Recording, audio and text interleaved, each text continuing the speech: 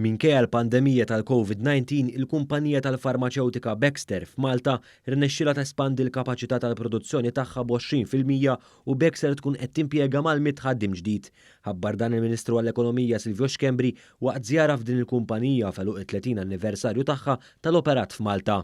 Fi ftit żmien qasir adattaw għar-realtajiet ġodda u minn sfida ħarġu opportunità li qed niċċelebraw bżieda b'20% tal-produzzjoni u 100 impjegat ġdid. Fil-fatt il-Ministru Xkembri tenna li minħabba żieda fid-domanda għal xi prodotti mediċi, Baxter rat li timmassimizza l-livelli ta' produzzjoni tagħha biex tagħmel il-prodotti użati fil-kura tal-pazjent bil-COVID-19.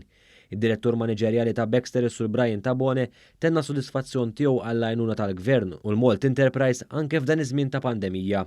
Kun nistgħu nattiraw attività ġdida li ħadd tkun qed tiżdied matul dan iż-żmien.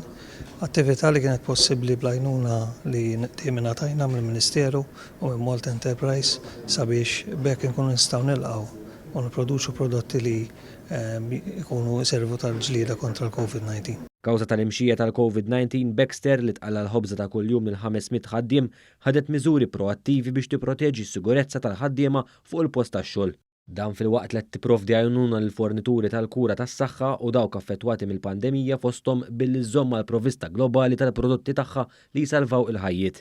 Il-kumpanija qalet li d-domanda żdiedet mod sinifikanti b'5 darbiet il-livelli normali ta' ordnijiet għal fluidi u apparat mediku ieħor.